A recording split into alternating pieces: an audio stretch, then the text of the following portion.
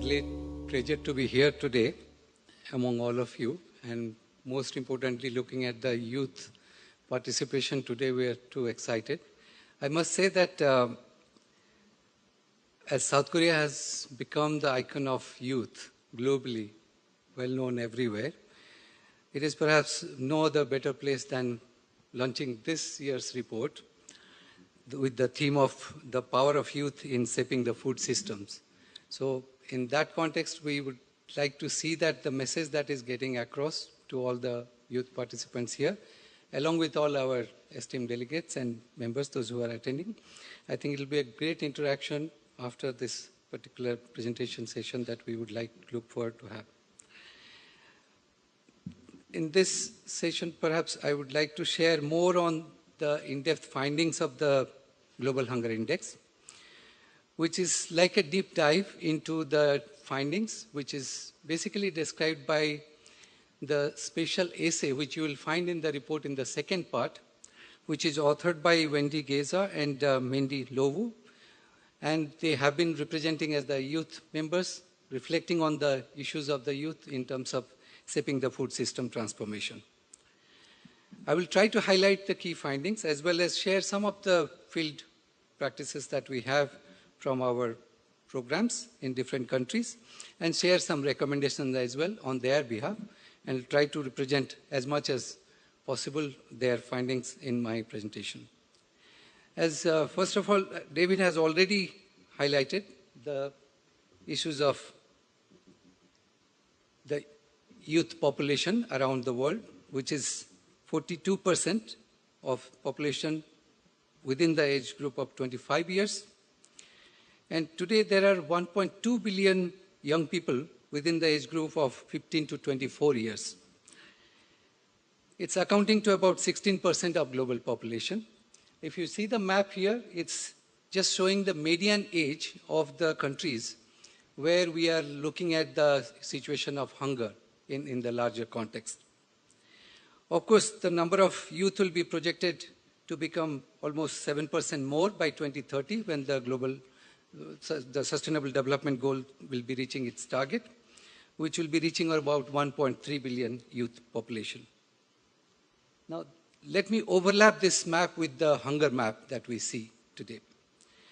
So, as the previous speakers have already highlighted, the global hunger situation has, after many years of advancement up to 2015, has mostly remained stagnated now. And this situation has been mostly caused in the current scenario is the post-COVID-19 scenario, the impact of climate change, and the ongoing conflicts worldwide as it has been also outlined. Now, if we are looking at the countries where we see the most alarming or serious hunger situation, we do see an opportunity or option that the median age of those countries have a very lower age group. That means the countries are remaining young as well. The major population is in the younger category. So do we see this as a crisis or do we see this as an opportunity to mobilize the participation of young people in the food system transformation? So this scenario could be changed in the future course of action. We do see a major challenge in terms of the SDG goal with a target of 2030, which has been already mentioned. It's 7 years from now. And for the future of youth, it is definitely a too short-sighted situation now. But I would like to highlight few goals in this achievement of UN SDG, which was basically updated in the last UNGA, UN General Assembly held recently. If you look at some of the goals which has been on track, partially, not fully, and the goals which has been on moderately or severely off track, you will find the goal number 1, which is on no poverty, goal number 4, which is on education, goal number 8, which is on employment or decent work scenario, and goal number 13 on climate action. Why I'm trying to do a correlation here? Because this is what majorly our authors have drawn into their analysis, that why it is essential for youth to participate to make this a possible goal, whether by 2030 or going beyond. If we look at the GHI key findings, it is basically as a polycrisis has been already outlined. With multiple crises, progress against hunger has been largely stalled as we see it. Large demographic groups such as youth, especially from low and middle income countries, are disproportionately affected by this situation. While youth will inherit food systems that are unable to meet the needs of people and planet, their participation in the decision-making process will affect their future is definitely a bit limited. Current food system policies and investments are failing to address this intergenerational cycle of hunger in many parts of the world today.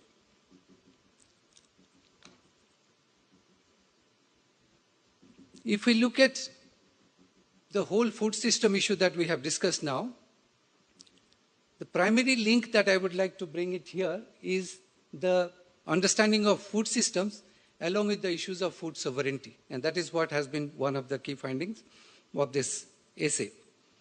Now, this particular aspect of food sovereignty issue, of course, are linked with many basic fundamental aspects of food, which is basically right of people to the healthy and culturally appropriate food produced through ecologically sound and sustainable methods, and the right to define their own food and agriculture system. As a result, the indigenous and local farming knowledge systems are definitely under widespread threat currently. So if we do not link this mechanism with the transformation of food system, we are basically missing a major point here. As we see as we are headquartered in Ireland, and we see the leadership of Ireland in shaping the food system, sustainable food system with a Vision 2030 agenda, which is driven by Ireland now. That is where perhaps we would be looking forward to working with Ambassador Winthrop, how we can really bring this into the hunger agenda further and take it forward with the next phase. Achieving a just and sustainable food system for all is definitely a vision that we would like to draw from this whole process, or the essay as it has been recommended by the authors. A transformation to sustainable, resilient, and equitable food system can provide fair, sustainable employment for both current and future generations. A vision to boost young people's access to green jobs, financial services, productive resources, and equipments and markets are very vital to propel this whole process. Improving rural markets to entail investment infrastructure for transportation, water, electricity, post-harvest support, for making the investment in value chain system, which will perhaps again help this transformation to be possible. Engaging youth in the implementation of existing global policies to address the food system challenges, including that of the Sustainable Development Goals and the Paris Agreement on Climate Change. Now, these are the key policies that we would like to see that the youth are also engaging into. Empowering youth by driving towards the food sovereignty agenda, the transformation of food system must contribute to reduce greenhouse emissions and promote more effective adaptation to and mitigation of climate change both locally and globally. Now here I would like to bring you to some of the local programs that we have. It has been talked about briefly by our previous colleagues, those who have shared the experiences. But this is a project which we have been implementing in Bangladesh, which is primarily on climate change adaptation agenda, which is supported by KOICA. This is the third year of the project, but looking at the model of building climate resilience in the southern coastal part of Bangladesh, we have realized that the engagement of youth in bringing an alternative livelihood option is very critical to building the resilience approach as well. So in this context, what we have looked at is providing the alternate employment opportunity through the provision of TVET training. For youth, we have tried to make both male-female participation in these trainings for basic alternative livelihood opportunities that they could really take it forward to build an alternative opportunity for them.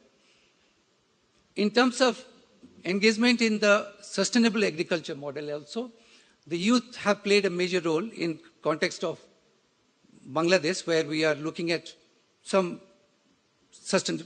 climate smart agriculture model, as we call it.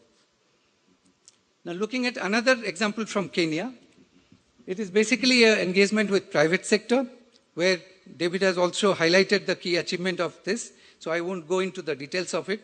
But this project definitely has been a major achievement for us, because the results of this project has really helped us to establish a new model where KOICA itself has kind of assigned it as one of the best practice model in Kenya in terms of private sector engagement and engagement with youth.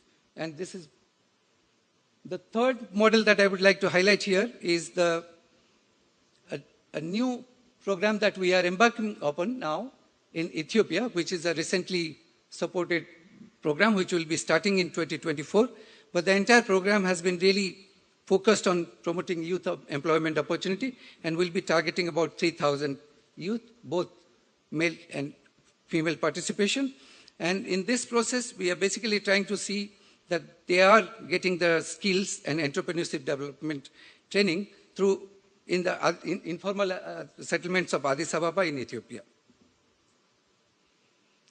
Now, this is one element that I would like to quickly touch upon is Concern has not only highlighted the participation of youth as a kind of global strategy of our 5-year strategy that we follow, but also promoted a program to engage youth ambassadors to basically promote the participation in various climate justice issues, engage with climate and environmental policy, which will be represented in the COP conference. They will be participating.